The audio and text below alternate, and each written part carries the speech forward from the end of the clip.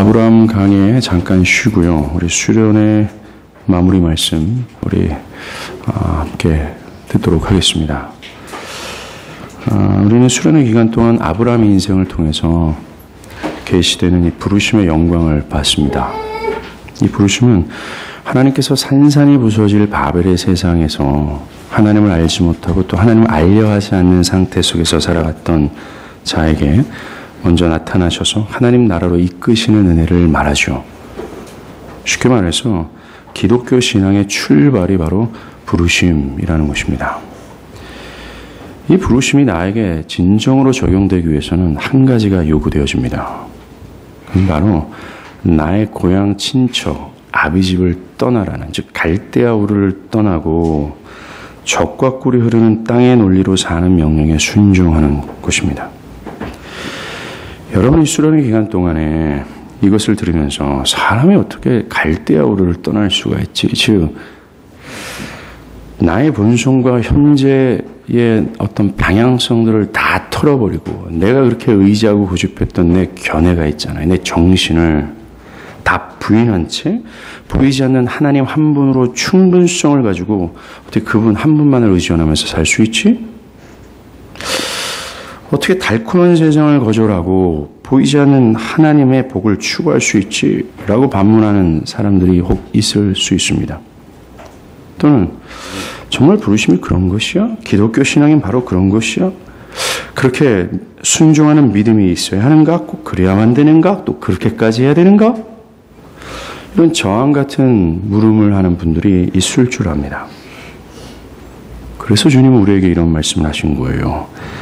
부르심의 길이 바로 좁은 문이며 좁은 길이라고 말씀을 하시는 겁니다. 마태복음 7장 13절 14절에 좁은 문으로 들어가라. 멸망으로 인도하는 문은 크고 그 길이 넓어 그리로 들어가는 자가 많고 생명으로 인도하는 문은 좁고 길이 협착하여 찾는 자가 적다라고 말씀했습니다.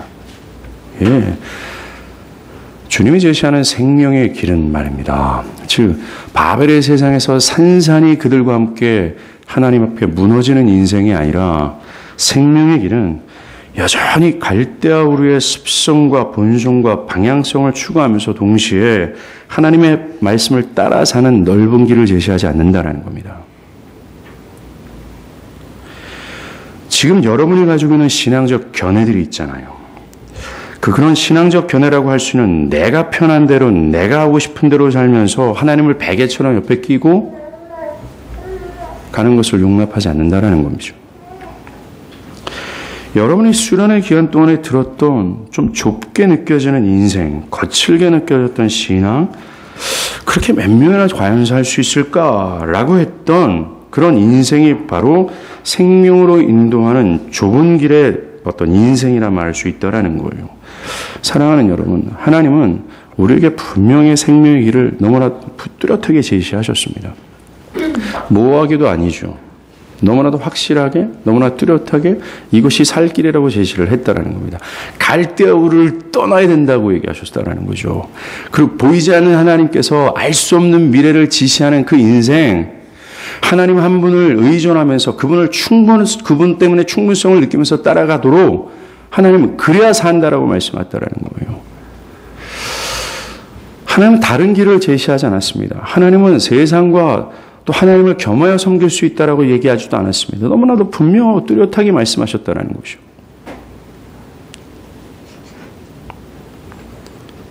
바라기는 이 하나님이 제시하는 생명의 길로 돌이키길 바랍니다. 성경이 제시하는 이 아브라함의 믿음을 갖기를 분투하라는 거예요. 부르심에 순종할 수 있는 길은 말입니다. 그 하나님에 대한 확신뿐입니다. 여러분이 교회 안에서 세월을 보낸다고 해서 이것이 해결되는 게 아니에요. 또 현재처럼 저하거나 뒤로 물러난다고 해서 여러분의 주장과 의의를 하나님께서 받아주실 거라는 생각을 하면 안 된다는 겁니다. 또 마지막 심판 때에서 여러분의 그런 모습을 그냥 막연하게 덮어버리는 하나님이 아니라는 것을 기억해야 된다는 거죠. 하나님은 여러분에게 이 산산이 부서질 세상에서 살 수 있는 길을 말씀했습니다. 아브라함과 같은 믿음으로 예수를 믿는 거죠. 이 믿음으로 살고 결국 믿음으로 승리해야 함을 하나님 미리 우리에게 제시하셨다는 겁니다. 우리는 결코 심판의 날 변명할 수 없을 겁니다. 바라기는 믿음으로 돌이키길 바랍니다. 그만 주저하시길 바라요. 오늘도 하나님은 아브라함을 부르듯이 우리를 부르고 있습니다. 아브라함이 하나님의 부름에 응답했던 것처럼 여러분들의 중심이 하나님께 응답하는 시간이 되길 간절히 바랍니다. 자, 오늘 본문 내용은 15장이죠.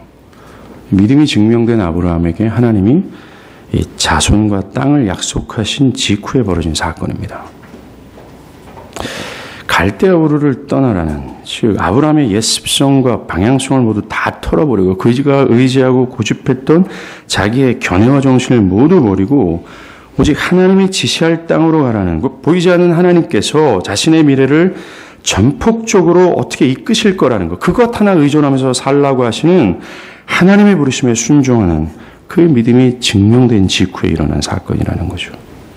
그 직후에 그의 인생의 먹구름이 끼는 사건이 발생합니다. 아브라함과 사레가 가나안 땅에 온 지 10년이 됐어요. 10년 동안 하나님께서 약속하신 자식이 나오지 않는 겁니다. 그러자 여종 하가를 통해 그 자식을 얻는 일이 벌어지는 겁니다. 여러분들, 이것이 적과 꿀이 흐르는 땅을 버리고 자신의 힘과 지혜를 주장하며 애굽으로 내려갔던 사건이죠. 그것이 다시 반복되는 사건처럼 보이지 않습니까? 온전히 하나님의 완급 조절을 의존해야 되는 것, 하나님께서 하실 거라는 믿음을 버리고 내 힘으로 살고자 한다라는 이 갈대아 우르로 되돌아가는 것이나 마찬가지처럼 보인다는 거예요. 이 결과, 이 가정에는 불화가 찾아옵니다. 그리고 먼 미래까지 미칠 고통이 발생하게 돼요. 구체적으로 볼게요. 자, 오늘 본문 1절에 사레가 출산하지 못했다라고 기록합니다. 분명히 맞습니다. 사라는 애를 일부러 낳지 않은 것이 아니라 그녀는 애를 못 낳는 처지에 있었던 거예요. 이 사례가 바로 나 자신을 포함한 모든 인류를 대변하고 있다는 걸 아십니까?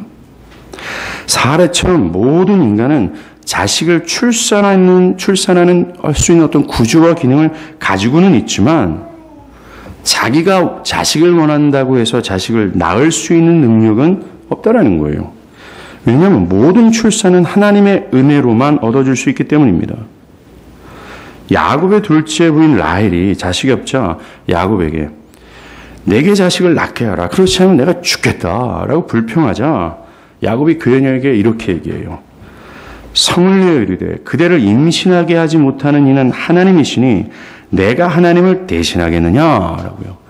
성경은 인간의 생명은 인간이 원한다고 해서 얻을 수 있는 것이 아니라고 말해요. 오직 하나님의 은혜로만 된다라고 얘기를 합니다. 우리가 보고 있는 이 요한복음에서도 육적인 생명뿐만 아니라 영원한 생명마저도 오직 하나님의 은혜로만 얻을 수 있다라고 얘기하잖아요. 요한복음 1장 13절이죠. 이는 혈통으로나 육적으로나 사람의 뜻으로 나지 아니하고 오직 하나님께로부터 난 자들이니라 라고 얘기해요. 이 말씀처럼 우리의 구원의 생명도 오직 하나님의 손에 있다라고 얘기합니다.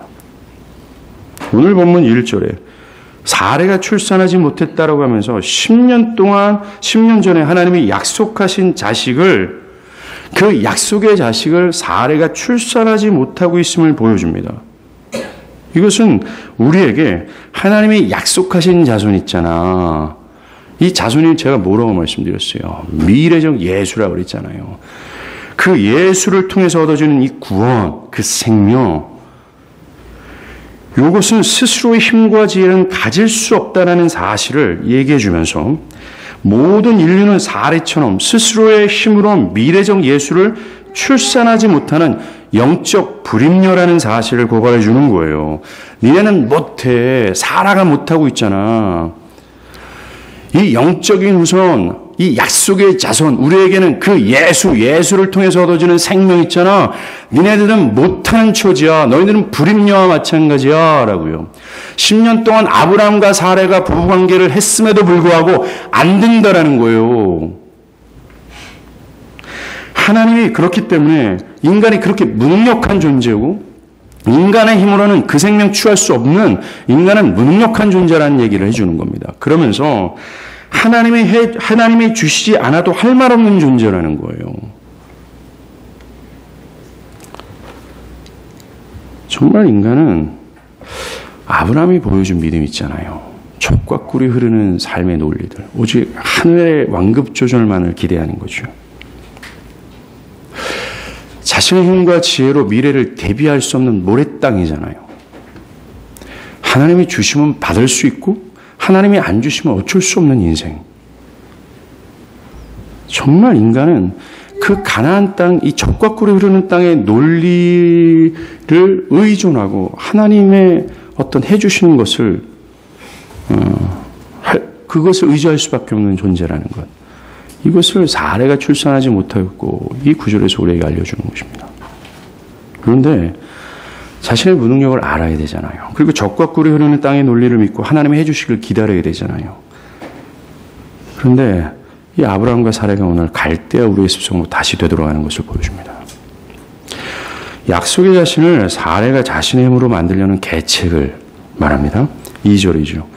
사례가 아브라함에게 이르되 여호와께서 내 출산을 허락하지 아니하셨으니 라고 얘기해요. 여러분들, 지금 사례도 출산은 하나님의 은혜로 주어지는 것임을 고백하고 있어요. 하나님께서 내 출산을 허락하지 아니하셨으니 라고요. 그녀가 출산하지 못하고 있는 것이 하나님이 허락하지 않기 때문이라고, 이 출산은 전적인 하나님의 역사로만 할 수 있다는 것을 그녀도 인정하는 바입니다. 그런데 문제는 그녀가 그때와 그 방법을 단정해버리고 있다는 거예요. 그때를 자신이 정해버리고 자신이 정한 시간이 지나자 그녀는 포기한 겁니다. 정말 자신이 재판자가 되어서 모든 것을 판단하고 있어요. 아담의 타락한 특징을 이 시간 요출하고 있는 겁니다. 인간적인 생각으로 이것을 판단하면 이해가 될 수도 있어요. 하나님의 약속은 있는데 아이를 낳지 못하는 자신의 형편 때문에 남편에게 미안한 감정이 있을 수도 있습니다.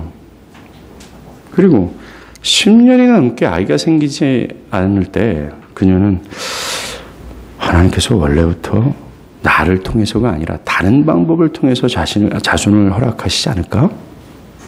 라면서 나름대로 생각을 했을 것입니다. 이렇게 약속이 지연되는 속에서 갈등하는 사례는 결국 인내하지 못하죠. 젖과 꿀이 흐르는 땅을 거절하는 거예요. 하나님의 그 완급 조절을 거절하는 겁니다. 보이지 않는 하나님, 그 하나님께서 해주실 것을 의존하지 않는 것이요. 그 결과 그녀는 하나님의 때와 방법을 자기 마음대로 수정해서 그 때와 방법을 자신이 설정해버리는 실수를 저지르게 되는 거예요. 보세요. 조급해진 사라는 아브라함에게 이런 얘기를 합니다.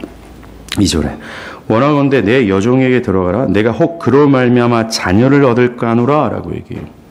남편과 여종을 동침시키죠.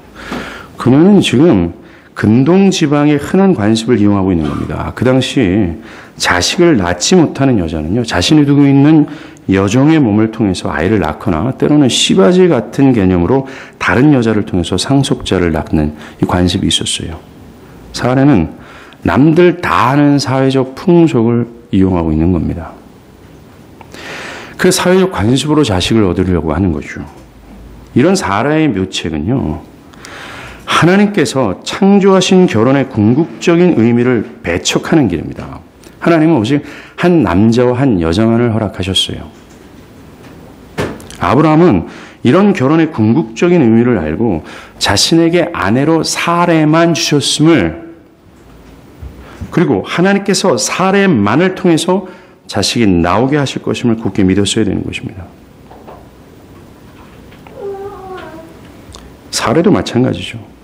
아, 하나님은 한 남자와 한 여자만을 허락하셨구나. 그러면 나에게 지금 한 여자라는 이 사례를 허락하셨다면 요 여자 통해서 나에게 약속하신 자손을 낳게 할 거다라는 이 믿음을 가져야 되는 것이 합당했다라는 겁니다. 그런데 오늘 이 두 사람은 모두 가나안 땅의 논리를 버리고 있음을 보여줘요. 이들이 택한 것은 세상의 풍속과 자기의 욕심대로 행하는 겁니다. 이전에 아브라함의 모습과 똑같아요. 가나안 땅에 기근이 들었잖아요. 그들은 그 당시 가나안 땅에 있는 사람들이 기근을 들면 어디로 갑니까? 애굽으로 갔잖아요. 그런 세상의 트렌드에 따라 그들도 애굽으로 내려갔습니다. 가나안을 버린 거죠. 또 아브라함이 자식이 없자 그 당시 풍속대로 종 중에 한 명인 엘리에셀을 자신의 양자로 삼지 않습니까? 이번에도 그 당시 세상의 풍속을 따라 자신의 욕심대로 행하고자 하는 거예요. 하나님의 뜻대로 하나님의 방법대로가 아닌 자꾸 그때의 사회적 정황과 흐름이라는 이 갈대아 습성이 있잖아요. 이 세상의 풍속을 따라서 자기의 욕심대로 살고자 하는 겁니다. 이게 우리네 모습을 고발하는 거예요. 첫 번째는 부르심을 받아 적과 꿀이 흐르는 삶의 논리를 순응하며 사는 교회도 이 사례와 같은 실수를 할 수 있음을 경고합니다. 하나님을 의존하는 것을 버리고 다시 나의 옛 본성이 나를 사로잡을 때 우리는 우리의 때와 방법을 만들어서 하나님을 그 안에 제한시켜버리는 거죠. 우리의 시간표에 따라 하나님이 움직여야 하고 우리가 설정한 방법에 따라 하나님이 역사해야 된다라고 하는 상당히 자기중심적으로 하나님을 제한하는 겁니다. 그러나 하나님은 뭐라고 말씀하세요? 언젠가는 이라고 얘기해요. 언젠가는 아들을 줄 거야. 정한 때가 있어. 결코 이 약속은 거짓되지 않아. 더딜지라도 기다려. 지체되지 않고 반드시 이룰 거야. 보이지 않는 미래에 대한 믿음을 요구하시는 겁니다. 그때와 방법을 이 비밀의 창고에 가둬두시고 하나님은 자신만을 의뢰하라고 우리에게 얘기하고 있어요. 그런데 사례처럼 하나님을 의존하지 않고 하나님을 버린 자들 있잖아요. 그 가나안 땅의 논리를 버린 자들. 그들은 자신의 때와 방법으로 하나님이 움직여지지 않게 된다는 느낌이 들면 조급하게 자신의 힘과 지혜로 일을 서두르게 됩니다. 이런 자들이 따르는 것은 사레나 아브라함처럼 세상의 풍속이에요. 세상 사람들이 별 문제 없이 하는 선택과 방법을 그저 따르는 겁니다. 남들 다 아는 대로. 남들 다 아는 대로 나의 육체와 나의 시간과 나의 물질과 나의 삶의 영역 안에 있는 모든 것들이 가장 유익하게 되는 것, 그것을 선택하고 마는 거죠. 내 육체가 편하고 나의 유익이 도모되는 것이라면 남들 다 한 거대로 하는 겁니다. 일반적인 상식 수준에서 신앙하는 거죠. 그 속에서 삽니다.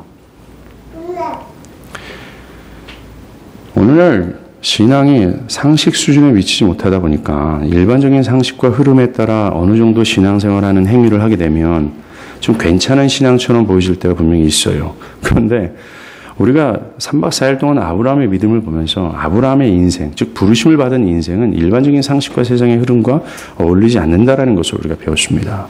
예, 맞습니다. 우리도 남들이 다 아는 것처럼 나의 유익과 나의 육체와 나의 미래를 남들 다 하니까 이게 교회에 있으나 하나님을 떠난 사람들의 모습이라는 거죠.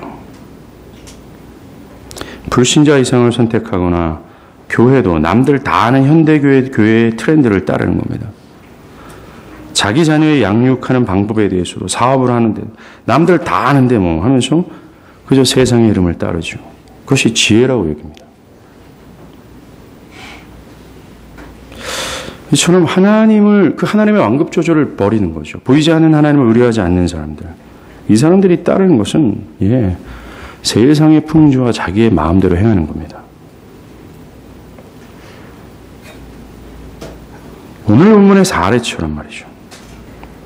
아닙니다. 우리는 그럴 때일수록 뭔가 더뎌지는 것 같아요. 잘 안 되는 것 같습니다. 여러분들의 자녀가 예수를 믿는 것을 위해서 기도할 때 안 되잖아요. 여러분 부모를 위해서도 기도할 때 안 되잖아요. 교회도 마찬가지입니다. 여러분들의 삶의 영역에서 잘 안 될 때가 있잖아요. 나름대로 나는 정말 하늘을 바라보면서 하나님을 의존하면서 그렇게 가고 있는데 포기하지 말라고 얘기하는 겁니다. 왜 하나님의 때와 하나님의 방법을 우리 마음대로 설정해서 안 되는구나 말하느냐 이거예요. 요게 바리새인들이었잖아요.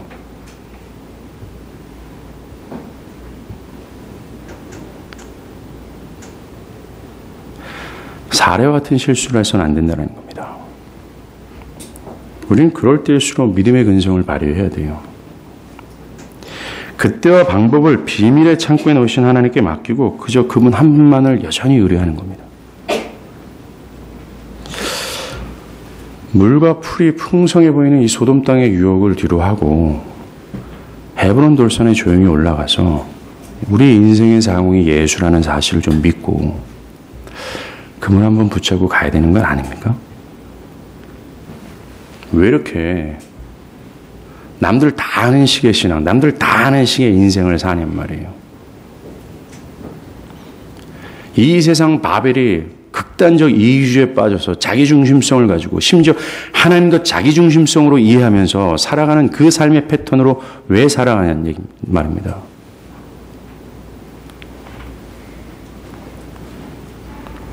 사랑하는 여러분, 젖과 꿀이 흐르는 이 삶, 그 땅에서 살아가는 이 믿음의 삶은 항상 인내를 요구한다는 걸 아십니까? 이 기다림은 끝까지 기다리면 여러분들의 믿음을 증명해 주는 하나의 요소가 될 거예요. 더 중요한 적용이 있습니다. 회심을 기다리는 사람들 중에 사례와 같은 사람들이 있습니다. 회심을 기다리지만 시간이 흐르지만 내가 회심하는 것 같지가 않아요. 그렇게 해서 불안해지자 사례처럼 이렇게 얘기합니다. 하나님께서 내 출산을 허락하지 않나 보다. 나에게 하나님이 회심을 허락하지 않는가 보다. 라고 하면 하나님의 시간을 자신이 단정해 버리는 겁니다. 아니면 더 위험한 생각이 있죠. 시간이 흐르고 역사적 회심이 자기에게 적용되지 않을 때, 아니면 이 성경에서 요구하는, 이 오래된 복음이 요구하는 이 역사적 회심에 대한 반감이 일어날 때, 그들은 성경적 회심을 추구하기보다는 현대교회의 흐름 안에서 인식되어지는 이 회심관을 따릅니다. 아브라함과 사례가 그 당시의 트렌드와 풍습을 따른 것처럼 말이죠.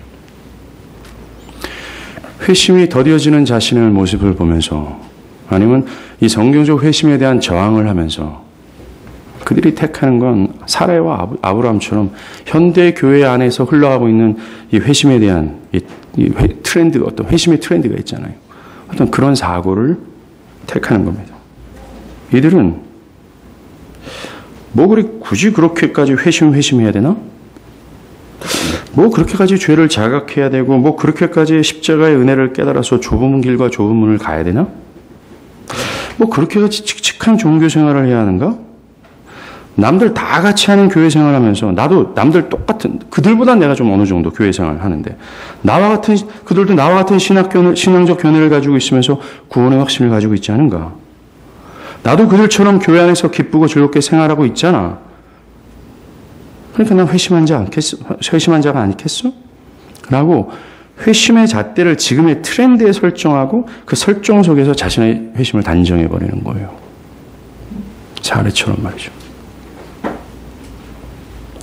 이것은요, 사라 자신이 약속의 자신을 자신의 계책으로 만들려고 하잖아요. 똑같이 하나님의 그 약속의 생명 있잖아요.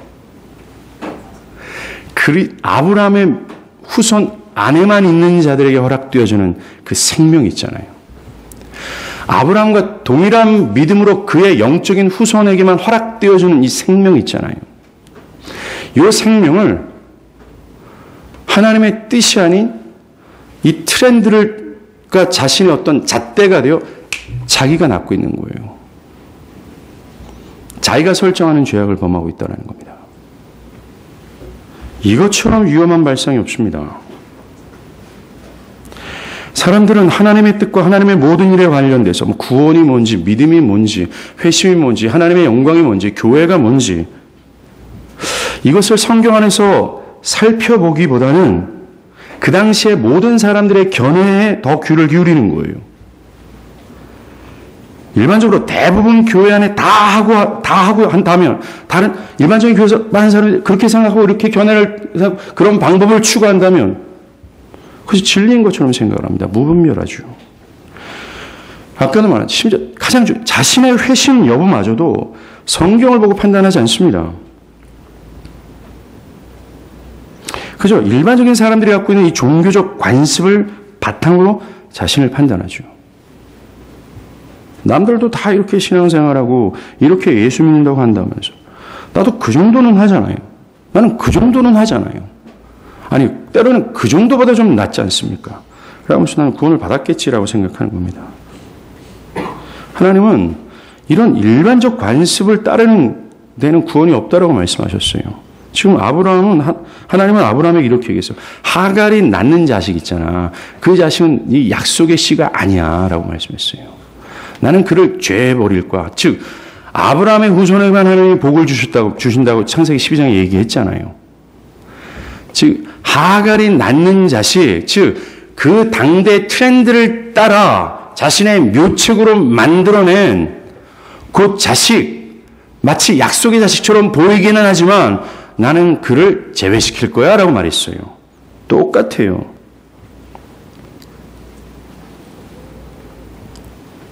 일반적인 상식과 관습에 따라 자신의 신앙과 심지어 회심마저도 판단하는 그런 영혼 안에는 예수가 절대로 있을 수 없다라고 얘기하는 겁니다. 절대로 그렇게 하지 마십시오. 오직 하나뿐입니다. 창세기 12장에서 아브라함에게 하나님이 요구했던 거예요. 야, 네가 그 산산이 부서질 갈대아우르에서 위해서 생존하기 위해서 거기를 떠나야 돼. 그걸 떠나고 보이지 않는 하나님 한 분 의존하면서 살아야 돼. 고거에 순종했던 아브라함과 같은 믿음이 필요한 거라는 거예요. 철저히 하나님의 역사만을 의존하는 겁니다. 아, 내가 불임녀라는 사실을 좀 깨닫고 하나님이 안 주시면 나는 할 말은 없지만 그래도 하나님 내가 좀 살고 싶으니까 하나님 나 좀 어떻게 해주세요. 내 안에 그 약속의 자손을 좀 나에게도 좀 주세요. 오매불망 하나님을 갈망하는 그걸 통해서 주시는 그 하나님의 역사 있잖아요. 그것뿐이라고 얘기를 하는 겁니다. 그 하나님의 역사하시는 성령이 내 영혼에서 일해 주시는 것, 그걸 통해서 성경이 말하는 참된 변화를 받아서 아브라함처럼 실제적으로 갈대아 우르를 떠나고 또 떠나고 평생 떠나고 또 떠나고 평생 세상에 대해서 내가 목배임을 당하고 또 목배임을 당하고 좀 더뎌질 것 같은 그 순간에도 그 하나님의 때와 방법을 내 스스로 설정하는, 아니 갈대아 우르에서 여전히 살아가는 나를 그냥 수수방관하면서 It's okay 하지 좀 말고 하나님이 지시할 땅으로, 보이지 않는 땅으로 갈 수 있는 그 믿음 있잖아요. 그 변화는 그렇게만 일어난다는 겁니다.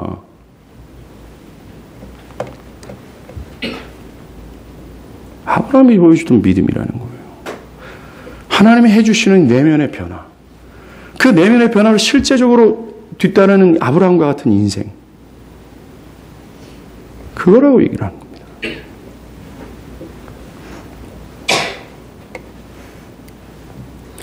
그것만 약속의 자손이 될 거야 이렇게 말씀하세요. 자, 사례가 원하는 대로 또 사례의 방법대로 하니까 하갈이 자식을 임신합니다. 이처럼 적과 꿀이 흐르는 땅의 논리를 버리고 자신의 힘과 지혜로 한다면, 자신의 뜻대로 한다면 정말 소정의 목적을 이룰 수 있다니까요. 자기가 원하는 대로. 현대교회 사람들의 견해로 자신의 회심을 판단하면 예스! 나도 이미 오래전에 회심한 사람처럼 되어지는 거예요. 확신을 얻을 수 있다는 겁니다. 사라의 묘책으로 약속의 자녀처럼 보였단 말입니다. 예스! 하나님이 주셨구나라고 그렇게 착각할 수 있다는 거죠. 또 삶에서도 마찬가지입니다. 적과 꿀이는 땅의 논리가 아니 세상의 흐름과 트렌드를 따라 살면 내 유익과 영광만을 위해서 선택하고 결정한다면 세상은 여러분이 바라는 것을 줄 거예요. 안 줄 것 같습니까? 보이지 않는 하나님을 향해서 의뢰하고 소리치고 부르짖는 그 결과보다 때로는 더 풍성하고 나를 안심시키고 내게 더 큰 유익이 온다라는 겁니다.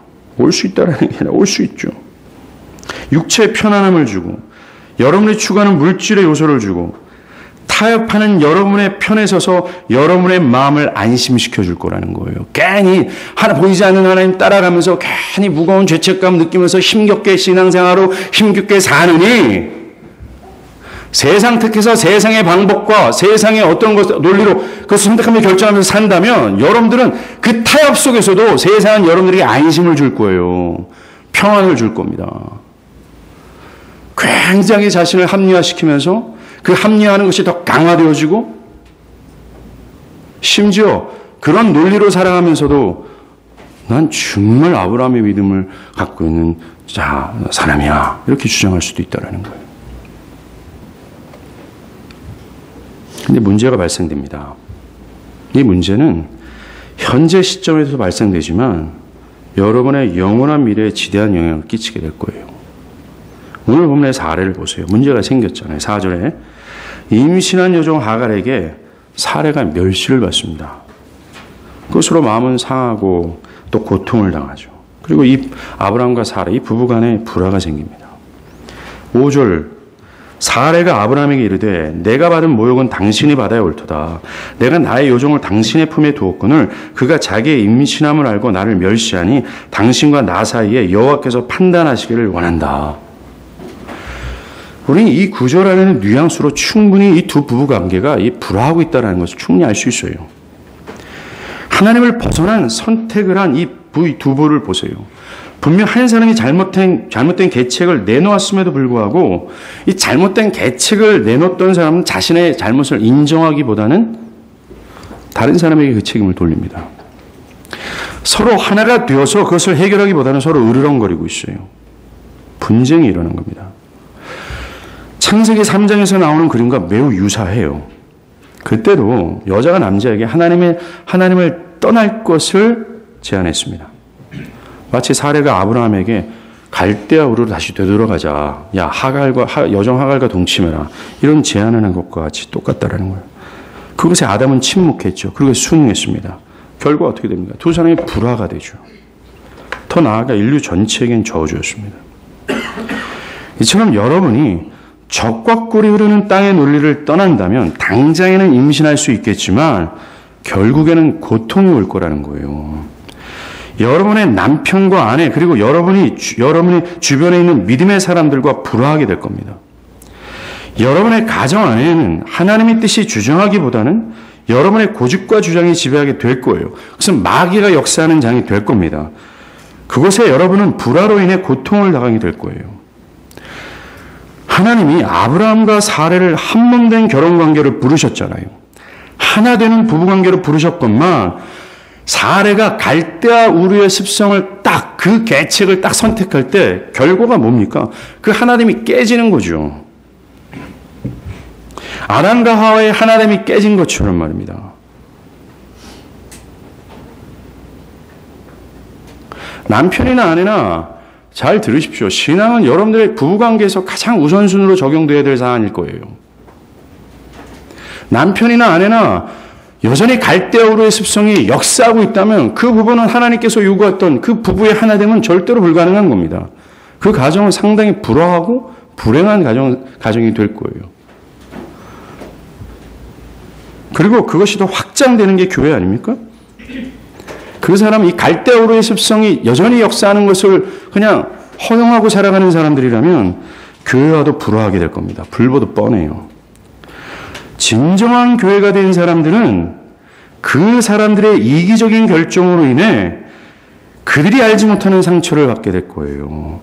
갈대아우르의 습성인 자기중심적인 견해로 내뱉은 말과 행동은 능히 교회 안에 불화를 만들어내기에 충분하다라는 겁니다. 주님의 교회는 뭔가 소돔왕의 제안을 거절하고 롯의 제안, 헤브론 돌산을 향하고 있는데 어떤 희생과 손해를 무릅쓰고라도 주님을 따르고자 혈안이 되어 있는데 사례처럼 그것을 거절하는 사람들은요 매우 이기적이고 자기중심적인 자세를 취하면서 이 공동체에 불화를 일으키는 겁니다. 그것이 반복되어진다면 저 사람은 정말 갈대아우르를 떠났나? 헤브론 돌산을 향하지 않지 않는가? 나와 방향성이 다르구나. 이걸 깨닫고 연합하지 못하게 되는 것입니다. 성령이 하나 되라고, 정말 성령이 하나 된 것을 좀 힘써 좀 지키라고 했던 이 하나님의 말씀을 깨버리는 겁니다. 여러분 한번 돌아보시지 않겠습니까? 여러분의 아내와 남편이나 가정이나 또 교회 안에서 여러분들 안에 이 갈대아 우르라는 철저히 자기중심성에 함몰된 습성과 이 방향과 추구가 여전히 역사되고 또 그것을 그냥 무방비로 허용하지 않고 있지 않습니까? 나타나는 게 여러분의 고통이 아니라 다른 사람들이 고통을 받아요. 여러분 부부싸움 알잖아요. 화풀이하는 사람이 뭐가 고통을 당합니까? 그 화풀이를 받고 있는 남편이 고통을 받죠. 안 그렇습니까? 웃지 말아요. 마찬가지입니다. 갈대아 우르의 습성을 갖고 있는 사람들은 고통을 당하지 않아요. 그들은 그것이 합당하기 때문에 그렇습니다. 자신의 선택과 결정이 매우 맞는 결정이기 때문에 그래요.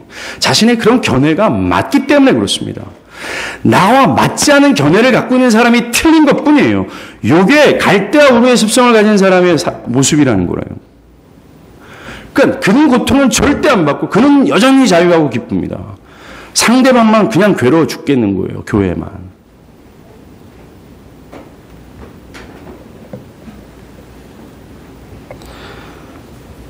여러분 한번 좀 돌아봤으면 좋겠습니다. 그리고 둘 때 더 중요하고 심각한 불화를 겪게 될 거예요. 그것은 뭡니까? 영원하신 하나님과 불화하는 저주를 받게 됩니다. 자, 지금 하나님의 뜻을 모르고 자기를 고집하는 사례 있잖아요. 이는 복의 근원이 되는 아브라함과 불화하고 있습니다. 이것이 창세기 12장 3절에서 아브라함을 축복하는 자는 축복을 받고 아브라함을 저주하는 자는 저주를 받게 된다는 말씀을 연상케 합니다. 이게 우리에게 뭘 말해줘요? 오늘 본문에 나오는 사례와 같이 갈대아 우르로 다시 되돌아가는 선택을 하는 것이 결국 복의 근원 대신 예수와 불화한 상태가 된다는 걸 말해주는 겁니다. 만약 여러분이 사례처럼 지속해서 내 고집과 내 견해를 주장하면서 그렇게 살아간다면 그래서 나의 유익과 나의 영광만을 추구하는 그런 이기적인 갈대와 습성으로 살아간 이 죄악된 삶을 살아간다면, 그리고 지금처럼 변화되지 않는 삶을 계속해서 지속한다면 여러분들은 영원히 복의 근원 되신 그리스도와 불화하게 될 거라는 거예요. 그 불화는 그 미래의 큰 고통이 되어 찾아올 겁니다. 보세요.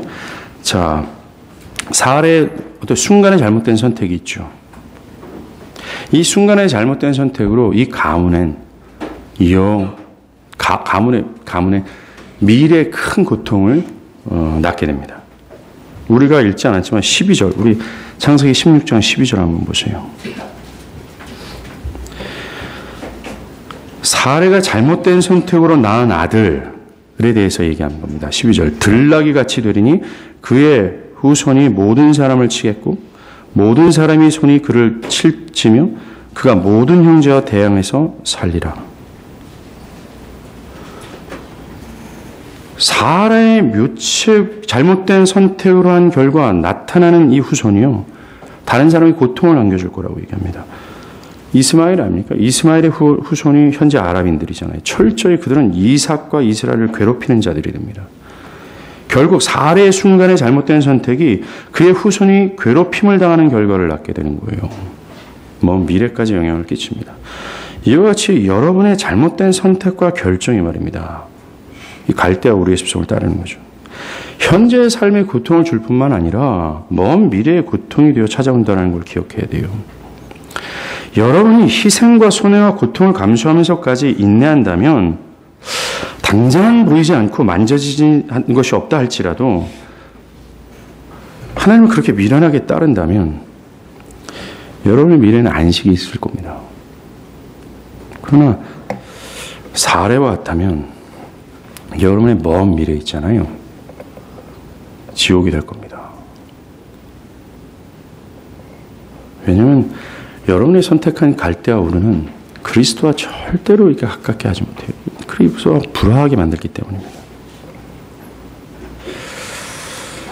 지금만 보지 마십시오. 마지막으로 한 인물을 볼 필요가 있어요. 바로 하갈입니다. 4절에 보면요, 이 하갈이요, 자기가 임신하지 못한 자신의 여주인을 멸시합니다.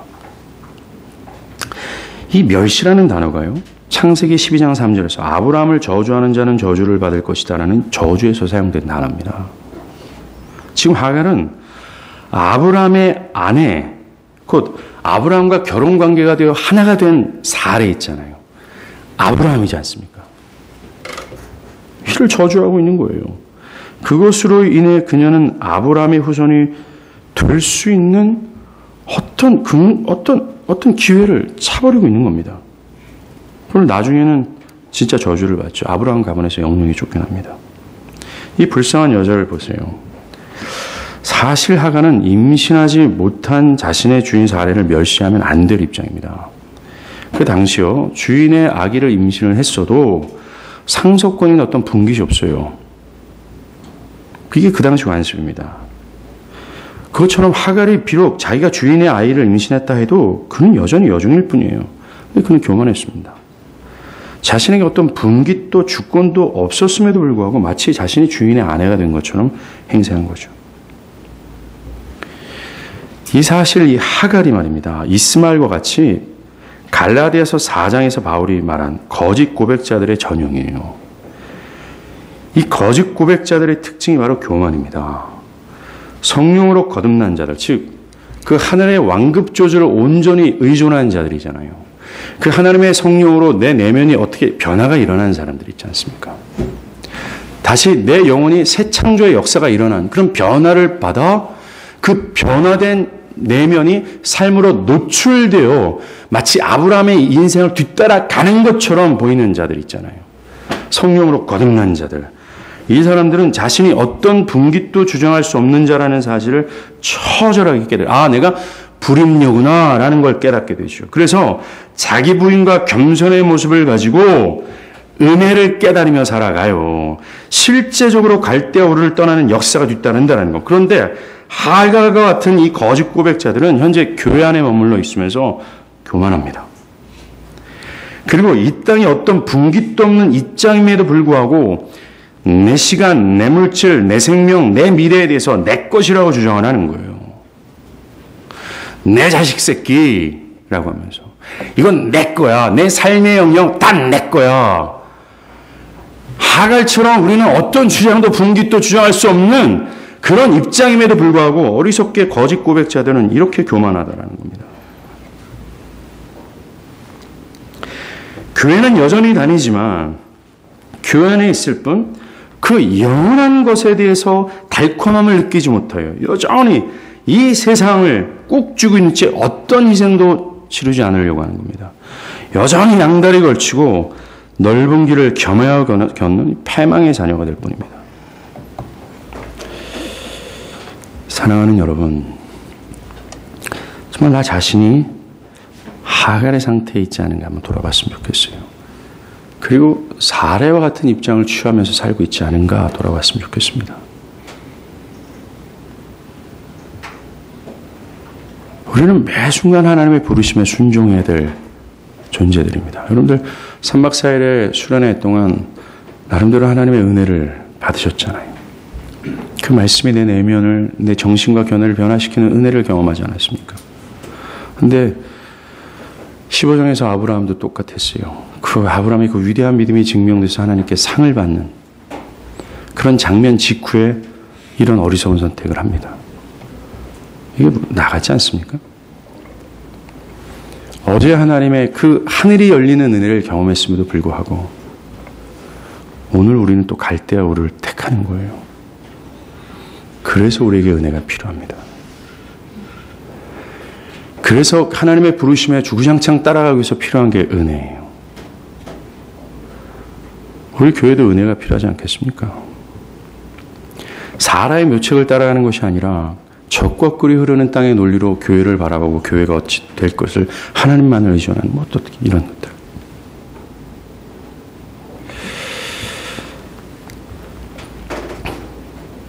그 하나님이 떠나라고 하는 명령에 떠나십시오. 뒤를 무르지 마십시오. 주저하지 않길 바랍니다.